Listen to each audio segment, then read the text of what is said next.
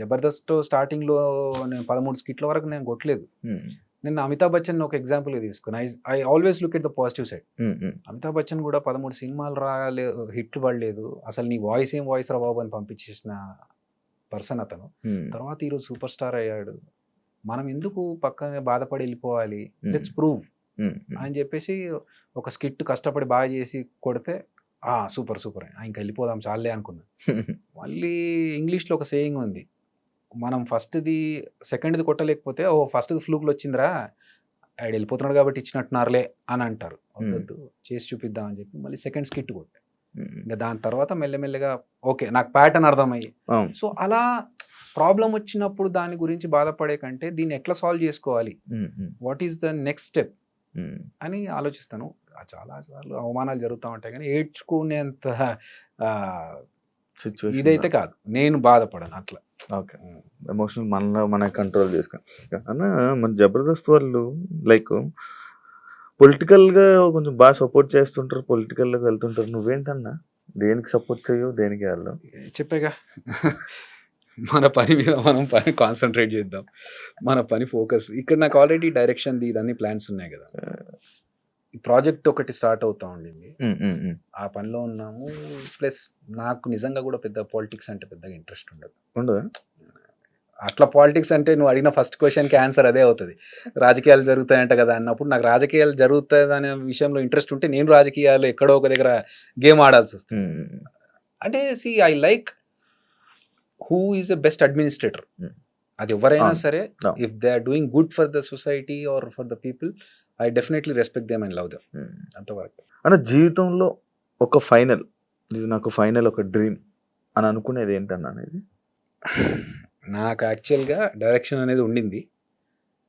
Direction చేయకుండా అంటే ఈ కోవిడ్ ఇవన్నీ చూసిన తర్వాత వచ్చిన వాళ్ళందరూ పుట్టప్ప ఎగిరిపోతున్నారు, ఇదేమో మన కోరిక చాలా రోజుల నుంచి జబర్దస్త్లోకి రాకముందు నుంచి డైరెక్షన్ చేయాలనే కోరిక ఉండింది, తీరకుండానే పోతానా అలాంటి సిచ్యువేషన్. ఎందుకంటే ఈ మధ్య కాలంలో హెల్త్ ఇష్యూస్ తోని ఎంగేజ్ ఉన్న వాళ్ళు కూడా అందరూ తెలియట్లేదు. లైఫ్ ఈజ్ అన్ప్రెడిక్టబుల్ ఇప్పుడు ప్రెసెంట్.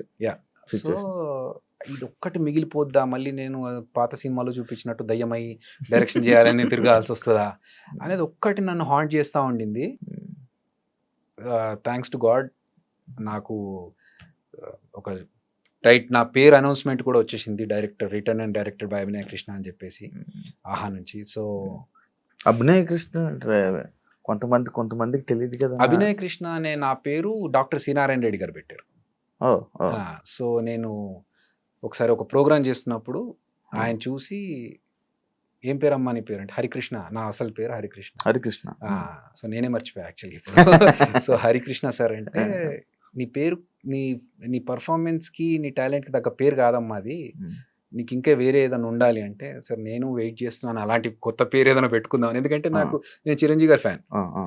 సో చిరంజీవి గారు ఎప్పుడైతే శివశంకర వరప్రసాద్ నుంచి చిరంజీవి అయ్యారు, అరే నేను కూడా ఏదైనా పేరు మార్చుకుంటే బాగుంటుందేమో నాకు కూడా అనే దాంట్లో ఉన్నప్పుడు కరెక్ట్ టైంలో అది కోఇన్సిడెంటల్ గా ఆయన నీకు వేరే ఇంకో ఏదైనా పేరు ఉంటే బాగుంటుందమ్మా అంటే, సార్ నేను వెయిట్ చేస్తున్నాను సార్ అలాంటి పేరు కోసమే అంటే, సరే నేను చెప్తానులే అన్నారు. అంత పెద్ద మనిషి ఆయనే చెప్తా అన్నప్పుడు ఇంకా మనకి ఓకే సార్ అంటే నాకు రేపటి వరకు టైం ఇవ్వు నేను చెప్తా అన్నారు. ఓకే రేపటి వరకు అనుకున్నాను. ఆయన ప్రోగ్రామ్ ఫినిష్ అయ్యే లోపు స్టేజ్ మీద పిలిచి అభినయ్ కృష్ణ ఎలా ఉంది అన్నారు. ఇంకా అస్సలు నాకు మాటలు లేవు, ఫిక్స్ టైటిల్. కొంతమంది ప్రేక్షకులు గుర్తుపట్టలేరు కదా అన్న, ఆడియన్స్. ఓకే, ఫేస్ అయితే గుర్తుపడతారుగా, ఫేస్ గుర్తుపడతారు చాలే. ఇప్పుడు వేణు వండర్స్, టిల్లు వేణు ఎల్దండి. సో అభి అనేది అయితే ఉంది, అభినయ్ కృష్ణ. అయితే అదిరే అభి కంటే ముందు నుంచి అభినయ్ కృష్ణ అనే పేరు నాకు ఉంది. సో మధ్యలో జబర్దస్త్ ద్వారా అదిరే అభి అనే వచ్చింది తప్ప అభినయ్ కృష్ణ అనేది ఫస్ట్ నుంచి ఉంది నాకు. సో ఇప్పుడు తెలుసుకుంటారు అభినయ్ కృష్ణ కంటే అదిరే అభి కంటే ముందు అభి అని ఏకే అని తెలుసు జనాలకి. నేను రంగం అనే ప్రోగ్రామ్ లో బ్యాండ్ ఉండేది నాకు, మా టీవీలో రంగం అనే ప్రోగ్రామ్ చేసినప్పుడు ఏకే అనే బ్యాండ్ ఉండేది. సో రష్మి ఇప్పటికీ ఏకే అని పిలుస్తుంది. అట్లా అప్పుడు ఆ పేరు జబర్దస్త్ లో ఉన్నప్పుడు అదిరే అభి, ఇప్పుడు అభినయ్ కృష్ణ. ఓకే కొత్తగా పేరు నా పేరు ఇదండి అని చెప్పుకుంటుంది, ఫైన్. ఫేస్ అయితే తెలుసు కాబట్టి ఓహో వీడి పేరు మారిందా అనుకుంటే చాలు. జబర్దస్త్ వల్ల ఏమైనా ఎఫెక్ట్ అయ్యావా? పాజిటివ్ గానే నెగిటివ్ గానే రెండు. నేను నెగిటివ్స్ పెట్టుకోలేదు మైండ్లో, బట్ పాజిటివ్గా అయితే డెఫినెట్గా ఫైనాన్షియల్గా నాకు సపోర్ట్ దొరికింది, Hmm. పేరు బాగా వచ్చింది నాకు. ఆ, పెద్ద డైరెక్టర్ Hmm. పెద్ద డైరెక్టర్ దగ్గరికి ఒకసారి పెద్ద ప్రొడ్యూసర్ గారి దగ్గరికి Hmm. వెళ్ళినప్పుడు ఇండివిజువల్గా సపరేట్గా వెళ్ళినప్పుడు నేను చూశానమ్మా జబర్దస్త్లో చేస్తావు కదా నువ్వు అని చెప్పి వాళ్ళు ఇచ్చిన రెస్పాన్స్ చాలా హ్యాపీగా అనిపించింది. That is a positive side. డబ్బుల పరంగా నాకు ఎప్పుడూ ఇబ్బంది కలగలేదు జబర్దస్త్లో ఉన్నప్పుడు. ఆపర్చునిటీస్ ఎక్కువగా వచ్చాయి. ఒకసారి జనాలు ఆ, మీరు అన్నట్టు బూత్ షో కదా అనే పాయింట్ వచ్చినప్పుడు, ఓకే బూత్ షో అంటే నేను ఒకసారి ఒక ప్రోగ్రామ్కి వెళ్ళినప్పుడు, లండన్కి వెళ్ళినప్పుడు అసలు కొంచెం ఇది డీసెంట్ ఫ్యామిలీస్ వచ్చేది, డబల్ మీనింగ్స్ ఏం రాకుండా చూసుకో. You haven't seen my anchoring sir, good that you have given a disclaimer, but I know how to handle the crowd, leave it అని చెప్పేసి ప్రోగ్రామ్ అయిపోయిన తర్వాత మళ్ళీ వాళ్ళు వచ్చేసి అసలు మేము ఎక్స్పెక్ట్ చేయలేదండి, మాకందరికి ఒక వేరే పర్సెప్షన్ ఉండింది, బట్ మీరు చేసిన తర్వాత మాకు ఎవ్రీథింగ్ ఈస్ క్లియర్ నా. It depends on the situation, మనం ఏ సిచ్యువేషన్లో ఉన్నామో దాన్ని బట్టి. So almost of the things are positive only. అని ఎప్పుడైనా నో చెప్పలేక చేసి ఇబ్బంది పడింది ఏముందా? చాలా సార్లు ఉందా అన్న నీకు అది? నో చెప్పలేవా? నో చెప్పలేను అంటే నేనేం ఆలోచిస్తా అంటే, తెలుసు నాకు అవతల వాడు మనం వాడుకుంటున్నాడు, మనం నో చెప్పలేకపోతున్నామని తెలుసు.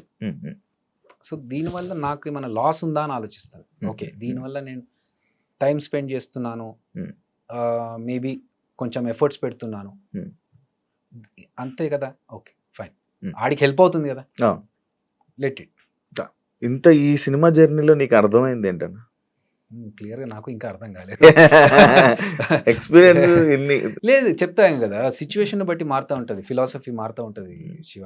ఇప్పుడు రాజారవీంద్ర గారితో నిన్న ఏదో టాపిక్లో మాట్లాడుతూ అంటే, నీ వల్ల కాదు అభి, నువ్వు నీ ప్యాటర్న్ అది కాదు అసలు, నువ్వు అలా చేయలేవులే అంటే, అవుట్ ఆఫ్ ద బాక్స్ వెళ్ళి నేను ఇది ఇలా కాకుండా నేను కూడా స్ట్రిక్ట్గా ఇలా ఉండాలి అలాగే ఉండాలి అని అనుకుంటున్నా అన్న అంటే, నీ పని కాదయ్యా, నువ్వు అలాంటి పర్సన్ కాదు, నీ సాఫ్ట్ నేచర్, నువ్వు అలా చేయలేవు. సో డిపెండ్స్, కొన్నిసార్లు నేర్చుకున్నది ఏంటి అంటే పర్టికులర్గా ఇదేం చెప్పలేము, కానీ ఒక్కొక్క మైల్ స్టోన్ ఒక్కొక్క లెసన్, మనకి ఒక్కొక్క ఇన్సిడెంట్ ఒక్కొక్క లెసన్. ఓకే ఇలాంటి వాళ్ళని నమ్మొద్దు, ఇలాంటి వాళ్ళతో మంచిగా ఉండాలి, ఇలాంటి దాంట్లో ఓకే ఇలా ఇంకొకరిని హర్ట్ చేయొద్దు, అవి ఎవరిని చూస్తున్నా కూడా నేర్చుకుంటాను. ఎందుకు తక్కువ ఇంటర్వ్యూలు తక్కువ పబ్లిక్లోకి ఎందుకు వస్తాను ఏమో తెలియదు, నాకు వచ్చిన దాంట్లో చూజీగా ఓకే మనకు తెలిసిన వాళ్ళు, ఇప్పుడు నువ్వు అడిగావు ఓకే అన్నాను, సో అట్లా బాగా తెలిసిన వాళ్ళు అయితే ఓకే, అదర్వైజ్ ఎక్కువగా ప్రతి ఒక్కరు అంటే అవతల వాళ్ళకి హెల్ప్ అవుతుందని చెప్పేసి చేయడం వరకు ఓకే, కానీ అది ఎక్స్ట్రీమ్ వెళ్ళిపోకూడదు. వాళ్ళు ఏంటంటే ఇది చిన్న విషయానికి పెద్ద విషయానికి అన్నిటికీ నువ్వు వచ్చేసి కూర్చో ఇక్కడ మాట్లాడాలి అంటే, అక్కడ నో చెప్తే బాగుంటుంది కదా అనేది అక్కడి నుంచి కొన్ని ప్లేసెస్లో I avoid. Thank you so much bro, చాలా మంచిగా మాట్లాడుకున్నాం, ఎక్కువ బర్స్ట్ అవుట్ అవ్వకుండా చాలా బస్ట్ అవుట్ అవ్వడానికి ఏం లేవు, మంచిగా హ్యాండిల్ చేసావు. Thank you so much. And నీ డైరెక్షన్ మంచి మూవీ, సిరీస్ ఏదైతే ఉందో అది మంచి సక్సెస్ అవ్వాలి,